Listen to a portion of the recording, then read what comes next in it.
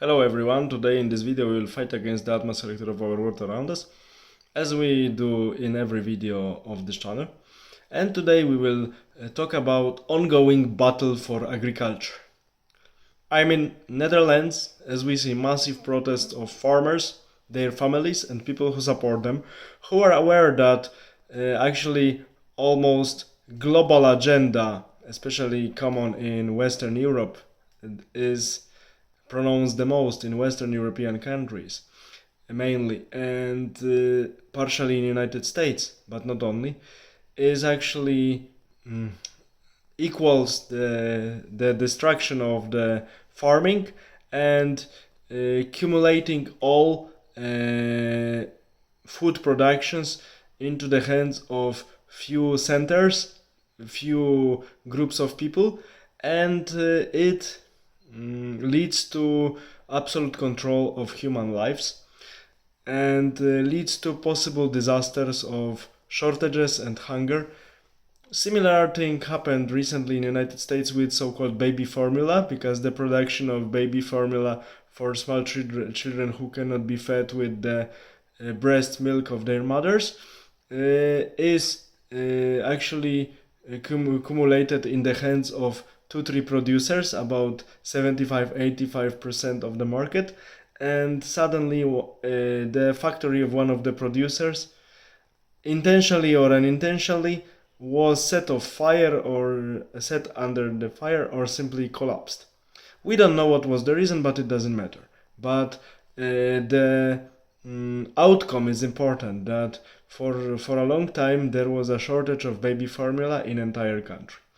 So this is the result of centralization of production, and especially centralization of the agricultural production. It's really dangerous for entire populations, because it's easy to induce artificial famine, like British did to Irish in 1840s, or like Soviets were doing, or Chinese communists to their own people in the 20th century. Yeah, history teaches us. That's why I really support Dutch farmers, and all of us should, in their protest against green agenda. Of course, and we have always the same people behind this green agenda. Corrupted politicians, of course, and such people like Bill, who goes through the gates, and many other people, because Mr. Bill, Mr.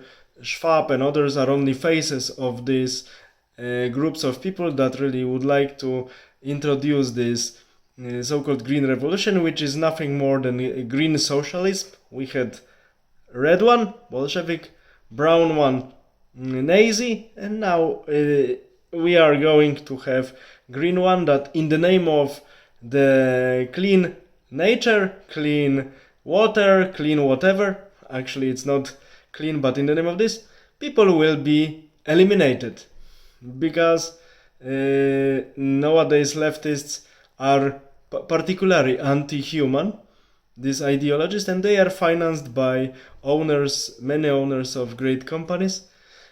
Most likely even not owners, but the managers who really rule these companies, because as I mentioned in many of my previous videos, in recent decades, the process of disconnecting between the owner of the company and the manager who has short-term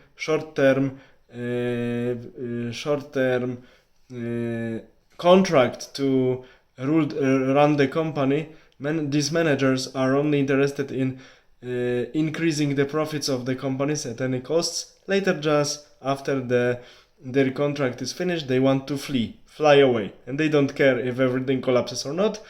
A very good example of such politics on the almost global scale we saw with this famous Chinese microbe and the so-called medicaments that were forced to many people by corrupted officials, corrupted politicians, and corrupted actually people who were employing these poor people who were forced to take these medicaments, or at least were intimidated in case they were not willing to force them.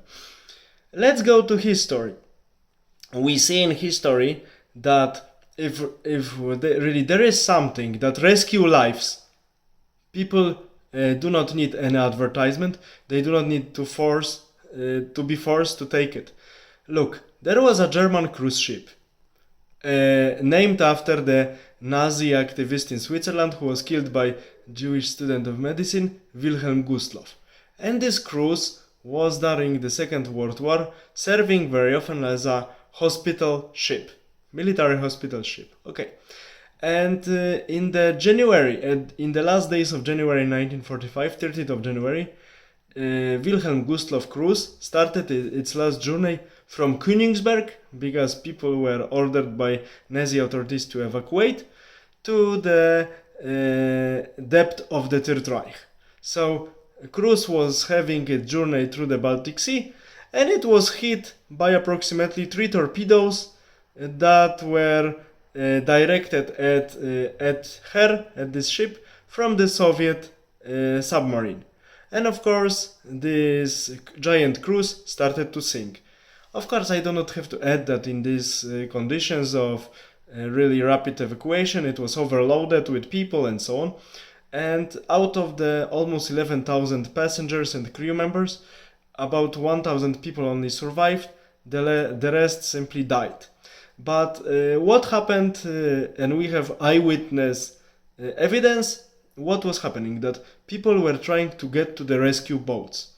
And suddenly, when the life was in danger and rescue boat was the only way to avoid really cold water in which hypothermia would kill you in maximum 10 minutes, people started to shoot to each other just to get to the rescue boats. And look, war conditions, Germans fighting against everybody around the world. German race together, one nation, Nazis officials. They started to kill each other just to save their lives, to get to the rescue boats. So, because the rescue boats were simply a remedy for this danger that was created upon the torpedoes that destroyed the deck of the Wilhelm Gustloff ship, and because of that it started sinking. So people, to rescue their lives, they forgot about national bonds, about the moral bonds and anything. They simply started using guns against themselves just to pave the way for them to the rescue boats to save themselves from being just taken by the really cold water of Baltic Sea and die there. So we see that if we are forced to take something, if something is offered to us by force, and we have doubts if it's good for us, we shouldn't. Because if someone forces us to do something, it means that this is in the interest of these people who force us, not in our interest. We should remember that for last 2 years we had such a situation that the disease was so... the microbe was so dangerous that one had to be tested to know that he or she is really sick. But this so-called remedy, this so-called medicament, was so good that many people had to be intimidated to take it. So just normal thinking. So the same situation is with this green massive agriculture. It's so good that people need to be intimidated and just simply forced by brutal actions of the police and army just to accept it. Is it really good for us, this so-called green ecological food? No. Because if something is really good, people sense it. It doesn't need any advertisement. It doesn't need any really campaign that has only one goal: to force us to accept the things we don't need and to force us to accept the things that are not good for us. That's it. That's why we should support Dutch farmers. And just to give you the example where, if this protest, I hope not, doesn't work, where it will end up. It will end up like in Sri Lanka nowadays. Why do we have this crisis in Sri Lanka? Because in the mid of 2021, the corrupted government of Sri Lanka, bribed by international companies, we know who, decided not to use artificial fertilizers for their farming. And of course, main component of the diet of Sri Lankan people and all Southeast Asian and Middle Eastern people is rice. So without artificial fertilizers, one can get about 20 to maximum 25% of the harvests that were actually collected previously when the farmers were using artificial fertilizers. So subsequently, the food prices grew rapidly, and Sri Lankan people cannot afford it.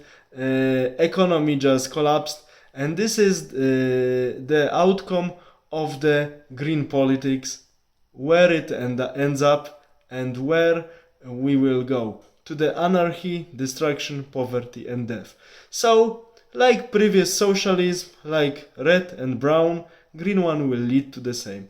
I hope that protest of Dutch farmers and many other protests will stop this madhouse of ideologists of neo-Marxist green socialism, who are financed by some representatives of great companies and great business.